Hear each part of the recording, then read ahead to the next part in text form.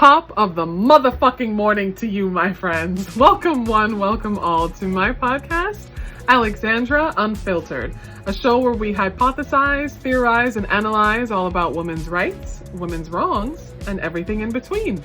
I am your gracious host, a bad bee with a law degree, leading you down the primrose path of patriarchal pitfalls, one step at a time. I'm so excited you've joined today. Before we dive in, please don't forget to like and subscribe wherever you are streaming this from. Your support means everything to me, and please also run it up in the comments. Do not hesitate to leave comments. I rely on your feedback to come up with ideas for new content. Thank you guys so much for joining me again as I took yet another sabbatical, because typical Libra millennial fashion, we have trouble committing to things. But we're back, and we're back with something that I'm so excited to discuss today, because I have had the germinations of this topic on my mind for some time now. Today's topic is the first in a series of topics that I will carry on. Today we are opening up the chapter on shouting at the wind, the long-term impacts of generational poverty on families, women, and girls. I think this topic dovetails beautifully with the content that I discuss here. We have previously talked about femicide. We've previously talked about the feminization of poverty, the pink tax, the Black maternal health crisis, human trafficking and its unique impacts on Black women and girls. We've talked about from pet to threat and the phenomena of overly qualified Black women in the workspace. I think this topic, shouting at the wind, this series that I came up with, I think this is going to excellently expound on this. Shouting at the wind came about as a result of my own personal observations of the impacts of generational poverty on the women in my own life. So that would be my mom, my maternal grandmother, even my paternal grandmother, whom I never met, my aunts, my maternal great-grandmother, my maternal great-grandmother, my sister, my women cousins, etc.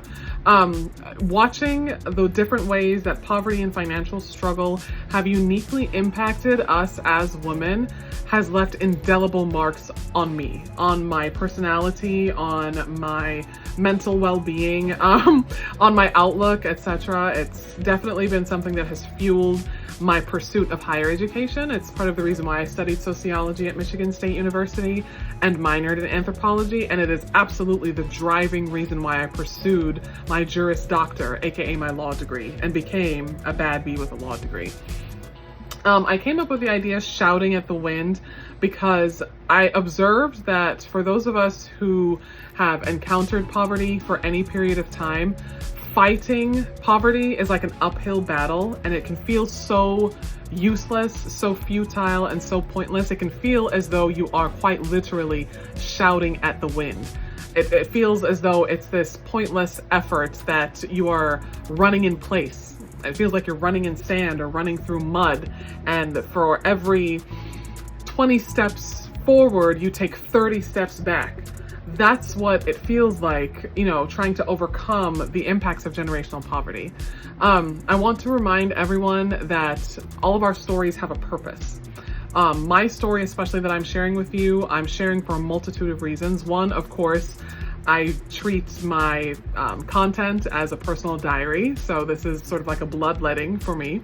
Two, I recognize the impacts of my own background. My education has allowed me to view my life experiences through a more objective analytical lens, right? Thanks to my law degree and my understanding of public policy in this country, as well as my sociology degree with my anthropology minor, my social science background, I have a unique viewpoint that I'd like to contribute. And three, the most important reason why I'm delving into this is the same reason why I delve into all of my other content discussing women's issues and women's rights and women's wrongs, to move the needle forward in correcting public policy. Because as I have said before, and as I will gleefully repeat until I am blue in the face, until the cows come home, until they muzzle me, until there is no breath left in my body, wherever you see and whenever you see poverty in any iteration for any period of time among any group of people, What you are seeing is an intentional, deliberate public policy failure. It is not that the beautiful country of America lacks the resources, lacks the economics, lacks the money, or lacks the infrastructure to permanently lift its citizenry and its residents out of abject poverty. Is that America lacks the balls to do so. It is a choice on the part of our elected officials, our lawmakers, the lobbyists, even the way that we vote sometimes as people, right? I've talked openly on like my TikTok page how some of the largest demographic of Trump supporters are poor white people, and Trump is a generationally wealthy billionaire. Very disingenuous, right? Even some of our own voting patterns work against us. Public policy is the root cause, and by the same token, public policy is the solution. So I'm openly speaking about very personal, very deeply personal things here, because the solution is correcting public policy, and it starts with me. I am of the belief, like my personal philosophy, in addition to prevention being better than the cure, my other philosophy is that either I'm about it or I'm not. So either I'm serious about permanently ending violence against women, I'm serious about permanently ending the feminization of poverty, I'm serious about permanently eradicating the Black maternal health crisis, I'm serious and about it, with permanently ending human trafficking and intimate partner violence and domestic violence. Either I'm about it or I'm not. And if I can sit here and take a bullhorn and shout at anyone who is willing to listen, then so be it. Right? We live in America, thankfully. I have free, unfettered, unrestricted, barrier-free access to a high-speed internet connection. And social media, I am weaponizing that. Okay? I am becoming like a comic book supervillain, but on the side of good. You know what I mean? So using the supervillain tactics, right? The bad guys' methods, but for the right reasons. Okay? So I am absolutely talking about this because these conversations that we have that start here on social media, that start on our little podcast that we think no one is listening to, on our little YouTube channel that we don't think anyone is watching, some legislative aid of an elected official is absolutely tuning in. I absolutely believe someone who is subscribing to this or supports any of my social media pages is someone who is connected to someone who's connected to someone who's connected to someone in power. Okay, 6 degrees of separation. I have to delusionally believe that, and I absolutely will, because my voice is going to contribute to positive change, positive, long-term, permanent change for women, for girls, and for families. Right, so remember, when we're thinking about imagery and whatnot, we're thinking about symbolism, I want you to think about the title of this series, Shouting at the Wind, and what that imagery evokes, right? Forgive me if I'm stumbling over my words, but what that imagery kind of tells you, the futility of what it could feel like standing outside and that you're experiencing wind or a breezy kind of weather phenomenon, and you start yelling and shouting at the air, you're yelling and shouting into the sky, and someone walking past is like, are you crazy? Who are you talking to? Who are you yelling at? You look stupid. That's exactly what it can feel like when you are born into and are trying to lift yourself out of generational poverty.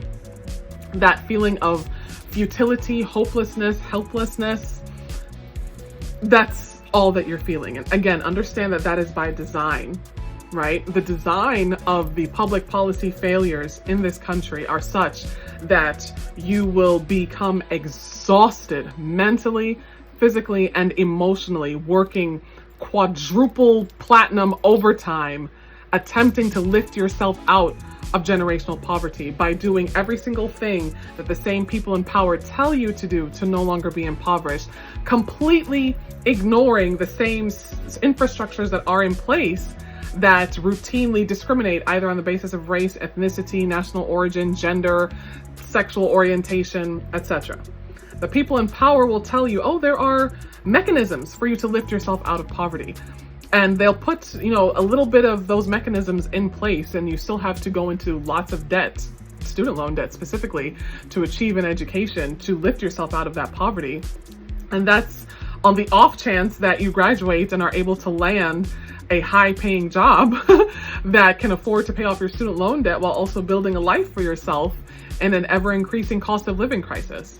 It's very hypocritical that the people in power who can permanently alter our public policy to positively impact American citizens and residents will sit there and look you in your face and tell you that there are ways to get out of this, knowing good and goddamn well the same system that they're telling you to use is a system that is still flawed from within, right? They know that this system is still rife with inequity and is still rife with institutionalized systemic inequity at that, and still tell you to use that same system to lift you out of poverty or lift yourself out of poverty, right?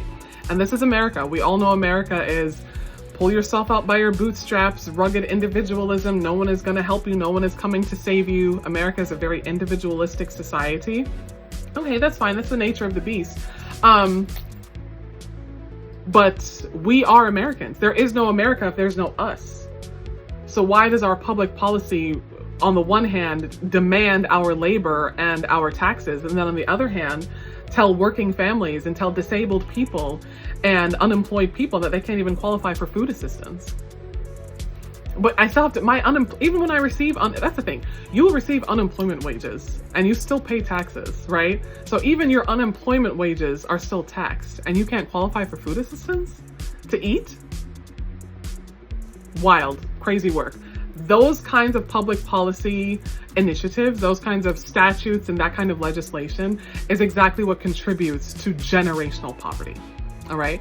You may be asking, Alexandra, what do you mean by generational poverty?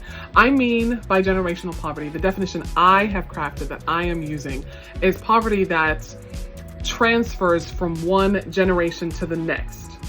The same way that wealth is passed down or inherited by subsequent generations, that is how poverty acts in families who experience it, who are born into it, right? You are born into these circumstances by no design or fault of your own.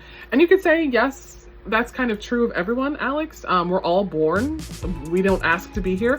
Absolutely, except the difference is those born into wealth are born already with unfettered, barrier-free access to the tools and the resources that will guarantee they will live long, healthy lives free from trauma, right? Those of us who are born into generational poverty, we don't have those guarantees by a long shot. We can't even qualify for food assistance in our own communities, right? The notion that you're born into poverty, that is also by design. That is also an intentional part of the public policy and how public policy works in this country. You could be born into a family that is college educated and still be born into poverty and dealing with generational poverty. You could be born into a family that is, American by heritage and have been in America for generations since the inception of this country, and you could still be born into generational poverty. Please see most of Black American people and most of Native American indigenous people who have been here since day one and who are still experiencing generational poverty. In my own family, for example, the primary root cause or one of the primary contributing factors to this generational poverty was violence, physical violence, along with some forms of substance abuse, primarily alcoholism. I've been open with my story. As you guys know, I am a mixed-race Black woman who was born in Montego Bay, Jamaica, and whose family emigrated to the United States when I was 5 years old. We first emigrated from Jamaica to Central Florida. And then early adolescence, by 11 or 12, we had emigrated or migrated to Detroit, right? The connection between interpersonal violence, such as domestic violence, intimate partner violence, and the connection between those forms of violence and poverty, the correlation at this point, it's causal. The violence absolutely contributes to the poverty, but in the same breath, the poverty cycles back and sort of exacerbates the violence, so to speak. It is a really nasty cycle that is so hard to break, right? What I observe, especially why we have things like feminization of poverty in particular, and things that, like femicide, we have women who are fleeing intimate partner violence, domestic violence, literally running for their lives. And as a result of having to leave their home so that they can live and not have to be beaten within an inch of their life by a violent partner, they and their small children become homeless, become jobless, become disenfranchised, become unanchored to any form of stability or any form of safety, basically, because the woman unfortunately has to make that decision between staying and having a roof over my head and broken bones, and my children potentially being abused and also traumatized and when they become adults, or leaving, and we leave the physical abuse and basically trade the physical violence for the violence of poverty. You're between a rock and a hard place, right? And again, that's not even factoring in any potential things like substance abuse that arise often as a result of that trauma. Okay, generational poverty is a form of trauma. All right, that is a non-negotiable. When we're having this discussion as I continue through this series, poverty and trauma, again, think of that big circle, poverty and trauma and violence and trauma. Those are all interconnected systems. It's one giant web, and public policy is standing over all of it like an evil puppet master. All right, because as long as you have individuals who are in generational poverty, who are disenfranchised and who lack resources, you have a captive audience to forever be folks that you can work to the bone for minimal, if not low, extremely non-existent wages and tax. You have a workforce, basically. You have a labor force for life when you have people who are experiencing generational poverty. You have people who will accept pennies for wages because having next to nothing is better than having nothing.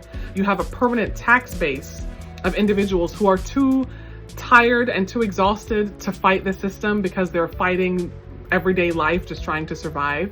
So they're too tired to fight you, the wealthy public policy holder of the resources.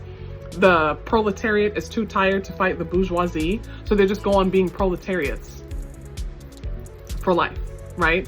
So that's what I mean when I say the public policy surrounding generational poverty is 1000% intentional. And if you don't believe it's intentional, I want you to think back to spring 2020 when the coronavirus pandemic first began. And I want you to think how quickly and how swiftly our government at the federal, state, and municipal levels mobilized legislative acts and statutes overnight in the blink of an eye to ensure that people who had to stay home and who were unemployed still received wages, received food assistance, and received health care. People who previously were ineligible for those same programs. Think of how quickly our government mobilized to ensure that even people who were not typical W-2 wage earners, people who were 1099 contractors, people who were gig workers could still receive income, health care, and food assistance. Overnight, they made sure that happened. That forever opened my eyes. We talk about things that like radicalize you on the internet, quote unquote. That was something that radicalized me, because when I woke up and could be realize that I was unemployed as a result of the pandemic because there were stay-home orders in effect, but I could still pay my bills and I could still have a roof over my head and food on my table and clothes on my back and light in my home and healthcare, that all things which I previously could not qualify for, but I could get in the blink of an eye. Oh, so what that told me was that our public policy makers, our governments, our wealthy landed nobility, our class, our billionaire class, they can do these things. Oh, so we were paying people to sit at home and the country didn't declare bankruptcy? We were able to pay people additional food benefits and healthcare, and I didn't see America or the state of Michigan or the city of Detroit go belly up and declare Chapter 7, 11, 13, or what have you bankruptcy. So we can do these things for our residents, for our citizens, and do it without going broke. Oh, so they just choose not to. It is a choice. Generational poverty is a choice. If you are someone who has grown up or lived in or are trying to overcome this kind of generational poverty, regardless of how it was brought about, either through a combination of interpersonal violence, substance abuse, other forms of familial dysfunction that are direct offshoots of systemic and institutionalized discrimination. You know what I mean? What it can often feel like for you is that you are born into these circumstances and you feel like you spend most of your life paying for mistakes that you never made. It can honestly feel like that. It's like I think it's the ancient Greek tale of, who was it, Sisyphus, rolling that boulder up the hill over and over again, and each time he got to the top of the hill or the top of the mountain, the boulder rolled right back down, and he was cursed for all eternity to do that forever and ever and ever into perpetuity. Sometimes that's what it can feel like. It can feel as though, when you're experiencing coming out of generational poverty, right? Because words are powerful, right? We're coming out of these things now. We're working out of these things. It can feel as though you are paying for mistakes you never made, fighting battles that you never started, right? And as though you are constantly comparing yourself to your peers who themselves are not billionaires, but they're doing slightly better than you because one or two of their parents or grandparents just had slightly different life outcomes, like slightly different life circumstances. And that slight difference makes all the difference in how their lives can be lived. And we know comparison is the thief of joy.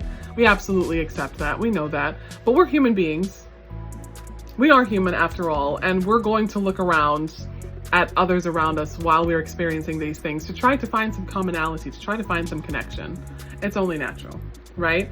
My mom has shared with me stories of her growing up as a child in Jamaica, right? My mom was born in the mid-1960s for reference, okay?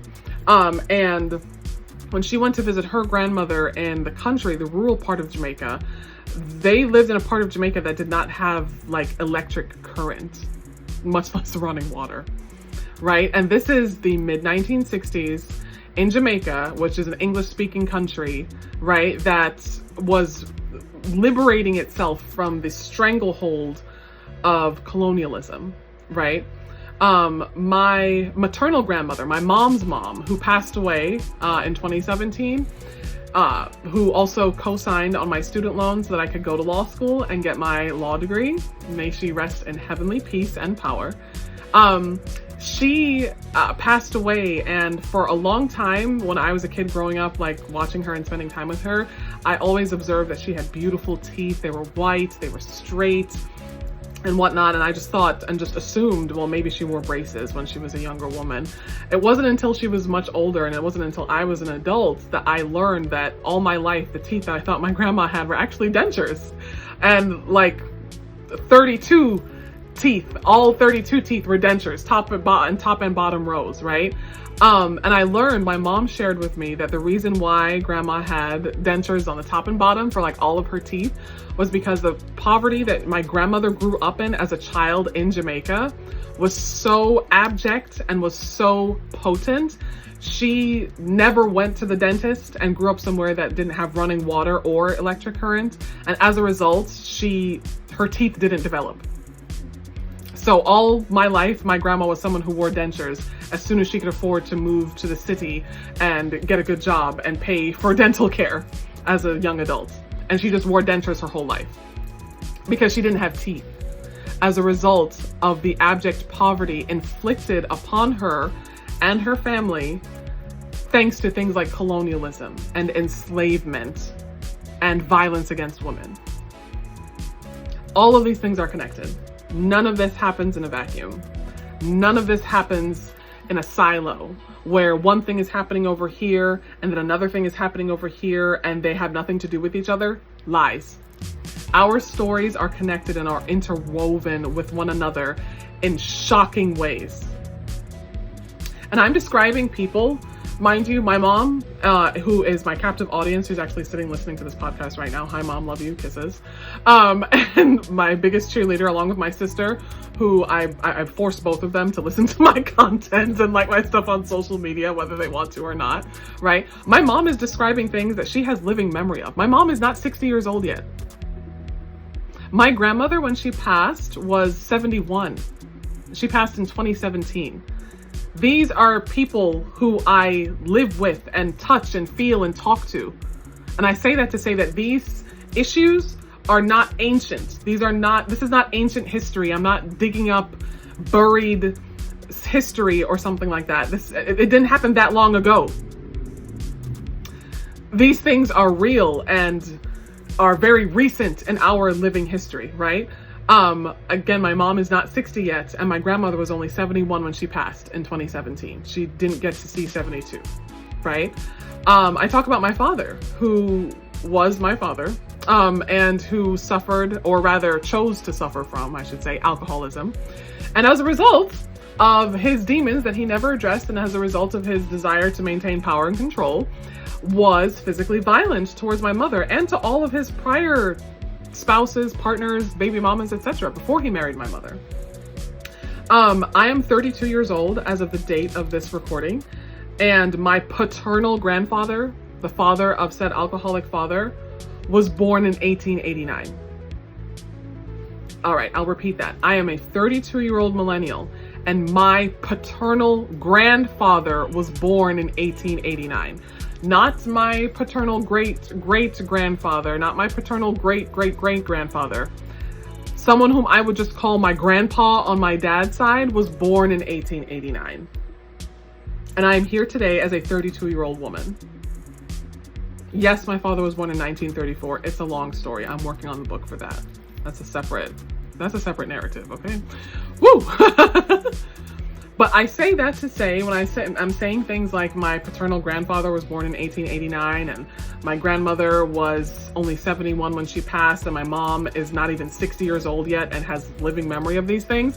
I'm saying that to say to you that this history of generational poverty is not ancient. It's not that long ago. These things, colonization, enslavement, segregation, the Jim Crow era, etc. These things did not happen that long ago. This is recent history. It's not ancient history. This isn't old American history. This isn't old Caribbean, West Indian history. This is real life right here, right now. I have family members. I have great aunts. My grandmother on my mom's side, my grandma who passed away, I have great aunts. Her sisters are still alive today and talk openly about their own childhoods living in post-colonial or colonial Jamaica. My friends here whom I'm in community with, socially on social media and in real life here in Detroit, have grandparents and aunts and uncles who are still alive, who still remember the Jim Crow laws, who still remember segregation, who even have memories of lynchings happening to family members in the South and throughout the Midwest, because little known fact, the Midwest, particularly the states of Ohio and sadly Michigan, have some of the highest numbers of registered Ku Klux Klan members outside of the American South. Yeah, it's heavy up here in Michigan and in Ohio. If you live in Michigan and you are a Black person, you know that we don't drive through Howell. That is definitely a sundown town, okay? Another little known fact is that the city of Lansing, which is adjacent to East Lansing, where Michigan State University, my alma mater, is located, the city of Lansing in Michigan was also once a sundown town.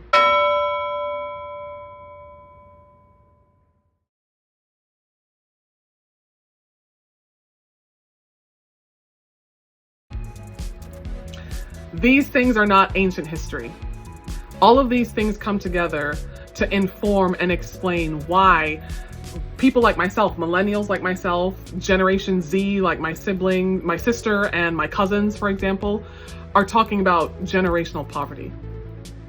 They all work together and work in tandem to deprive entire generations of families from stability, from health, from economic upward mobility, etc. Again, think of the imagery I'm invoking when I say something like shouting at the wind. What are you doing when you're yelling at the air? It's a futile exercise. At least it can feel that way, right? Something else that's baked into this conversation about generational poverty is the powers that be and folks who do not experience generational poverty, aka like the billionaire class and whatnot, and those who are generationally wealthy. They work overtime into shaming you to make you feel ashamed or humiliated about your circumstances. So in the one breath, they designed this system so strategically by making it seem, they make this system look like a facade of opportunity. Well, if you just pull yourself up by your bootstraps and get your life together, then you too can achieve everything I have achieved without my multi-million-dollar or billion-dollar inheritance that I was born into, right? And that same system is a system that also disenfranchises you and still is rife with inequities that have gone unaddressed, right? Black American people never ever received reparations, first and foremost, right? And that same system, by the same token, will say, well, since the opportunities are here and exist, and since you can pull yourself up by your bootstrap, you're poor, then that's your fault. Public policy in America makes poverty a personal failure rather than a public policy failure. And they do that through indoctrination, through propaganda, through our media that we consume, through messaging and narratives that come through all of our conversations, the way that we're taught in school even makes it sound like enslaved people and white people just like shook hands, stood in a circle and sang "Nearer My God to Thee" and "Kumbaya," and boom, slavery was over. That was it. And the reason why Black people are poor today is because they suck and don't try hard enough. And why Native Americans are poor is because they suck and don't try hard enough. Never mind the centuries of aggression. Never mind that, right? So public policy exists in such a way that says, okay, the opportunity is there. If you're not taking advantage of it, that's your fault. Thus, poverty becomes a personal failure rather than a public policy failure. Thus, those in power can say, well, then it's not my responsibility to try to correct this public policy failure because it's a personal failure. You're poor and your family is poor because you're not trying hard enough. You're not working hard enough. You're lazy. You're inept. You have skills that don't translate to high-paying jobs or whatever. You're a low-skill earner. Remember, you know what they say, low-skill jobs, low-wage, low-skill jobs, right? It's so strategic and so intentional the way they crafted this thing. Like they really did their big one when they came up with this. I have to give them that, right? So when poverty rather is a personal failure, then it is no longer the responsibility of our elected officials. It's no longer the responsibility of those who are more fortunate to try to do anything about it. You see how that works? So all of that comes together to shame you and to humiliate you. So then what have I said before? These things, inequities and violence and systemic institutionalized issues thrive in silence. Because if you are told that the reason why you and your family are poor and disadvantaged is because of your own personal failings, and you look around and you see people who don't have those same personal failings doing better than you, then you're going to be shamed into silence. You're shamed into not wanting to talk about these things openly. You're shamed into not wanting to draw attention to these matters and put the eyes of the people in power on these issues. You're shamed into not sharing your stories with your fellow disenfranchised people, your family members, your friends, your community, your coworkers. You're shamed into those things. One subtle way you see this is the unspoken rule that you don't talk about your salary in the workplace, or you don't talk about how much you're earning in the workplace. Why the fuck not? I'm not here for free. This isn't a charity, right? Because it's America. I'm supposed to pull myself up by my bootstraps. So I'm doing that by working and being a member of society who contributes to my community by being an upstanding working professional. What else are we supposed to talk about at work? What do you mean I can't tell my coworker how much I'm earning, or I'm not supposed to discuss that? Like, we had to create like statutes and laws, like under the federal labor laws, to prohibit employers trying to retaliate against employees and workers who talk about their salary and their earnings and their wages. That's one subtle way that public policy and that this narrative about rugged individualism shames you into silence. You can't talk about how much you're earning. It's this great big mystery. It's this great big secret. Then if you don't know what you don't know, how are you supposed to correct the issue? How are you supposed to solve the problem if you're not armed with all of the facts, with all of the tools necessary to overcome this? This generational poverty and its long-term impacts on families, women, and girls in particular is a public policy failure, an intentional and willful public policy failure on the part of those who are our elected officials who have been entrusted with our safety and well-being, and on the part of the multi-billionaire and millionaire class who sit and say, well, shoot, I got mine. Sucks to be you. It is intentional, and it is willful, and it is deliberate. And unfortunately, for those of us who are fighting out of generational poverty, I will say, praise be to God, or whoever's up there in the great big sky. I am a lawyer. I have my law degree. I like to, when I'm down and I'm feeling down, my mom and my sister will remind me that you are the hope and the dream of grandma who wasn't here to see you graduate from law school, but at least she saw me graduate from college, right? You are the hope and the dream I am the hope and the dream of my own mom, right? Who is with me. I am her hope and her dream, because when she was my age, when she was 32, she was in the thrall of my violent alcoholic father with no college education as an undocumented foreigner living in America and with a 6-year-old child. And I am 32 and I'm a lawyer. And I am free from the bounds of violence. And I'm working to free myself from generational poverty and any children I may choose to have, adopt, claim, or what have you. Right? So it's important to have that discussion as well, that there are those of us who either have made it out mentally and we're just fighting to get to have sort of the financial, physical trappings of no longer being in poverty, so no longer living paycheck to paycheck, you know what I mean? You know, living in a nice sized house, you know, having good credit, etc., etc. And unfortunately, with things like generational poverty, what is also not as widely discussed is that not everybody makes it out. Not everyone can overcome the trauma, the day-to-day, back-to-back, catastrophic, cataclysmic, apocalyptic trauma that comes from poverty. Not everyone can make it out of that. Not everyone makes it out, and not everyone makes it out unscathed from that trauma. Not everyone makes it out without a substance abuse addiction. Not everyone makes it out with their right mind intact. Not everyone makes it out with their familial connections and bonds still intact. Not everyone can make it out as cleanly as some of us, like myself, are making it out. Day by day, it's a fight, it's a struggle, but we're still here and showing up and present. So I'm speaking for myself. I'm speaking for the woman in my family. I'm speaking for the families I'm in community with. I'm speaking for the voices, you know, it's not speaking over those voices, but speaking for the voices who have been forcefully and violently silenced because they didn't get the happy ending. And that's a reality. And that is also part of the intentional design of the public policy system that does this to families and women and girls in America. Generational poverty, again and again, you will see over and over again, is an intentional, deliberate, willful public policy failure. The solution to homelessness, the solution to substance abuse, the solution to systemic and institutionalized inequities are right fucking there. Money talks, bullshit walks. Where are the reparations?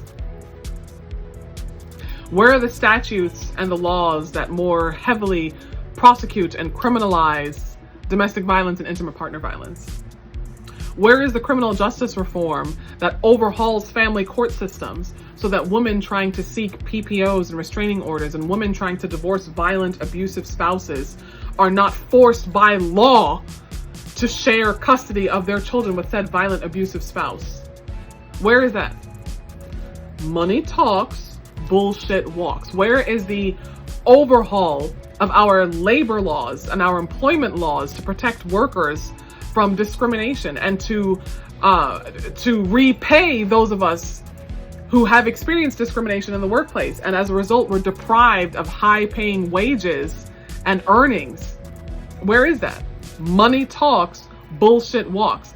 I think sometimes, you know, the big-brained, theoretical, philosophical people who I call the internet activists, armchair revolutionaries and whatnot, who don't put their money where their mouth is, can get so caught up in theory and they say things like, money isn't really the answer to everything. It's really not that simple. Yes, the fuck it is. Take me back to like 2018, 2019 when I was waiting tables 40 to 60 hours a week while also being a full-time third-year law school student. Because if I didn't wait tables with my then 15, 16, 17-year-old sister, we wouldn't eat. Tell me that in 2019 that money is not the solution to my problems. Tell that to my mom, who was filing for divorce from my violent, abusive father, and whose attorney had to, off the strength of her compassion and kindness, represent my mom pro bono. Otherwise, my mother would not have been able to afford to file for divorce and file for custody orders and file protective orders against my violent, abusive father. And then who also had to come up with the money to file for her status as a lawful permanent resident, because that's not free to do that, right?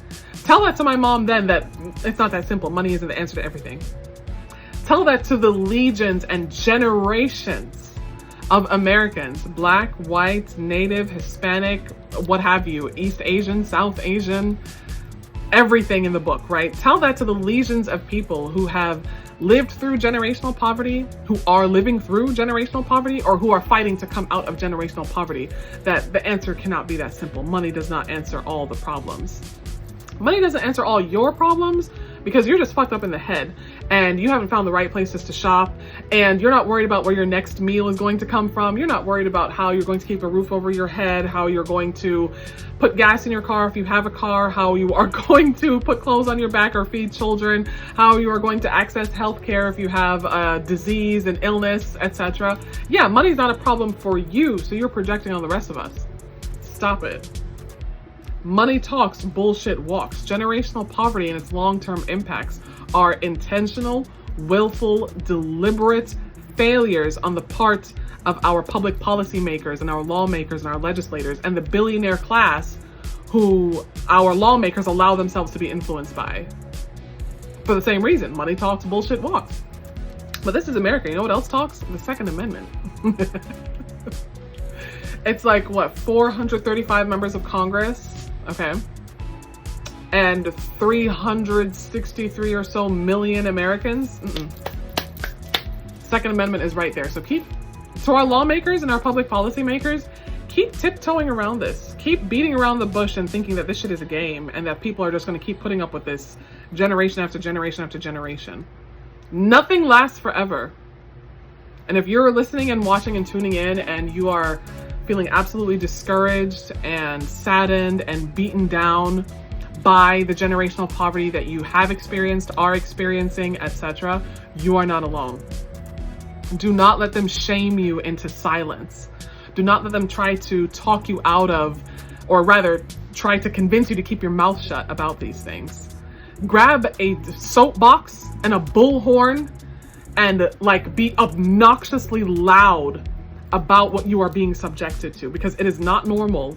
And in a day and age where we have robots that could easily come up with equations and statistics to solve these things in the blink of an eye and the snap of a finger, there is absolutely no reason why anyone living in America should ever use the word poverty in their daily language. It shouldn't be a word that comes out of their mouth. So understand that you are not alone. Okay, you're not weird, you're not unusual.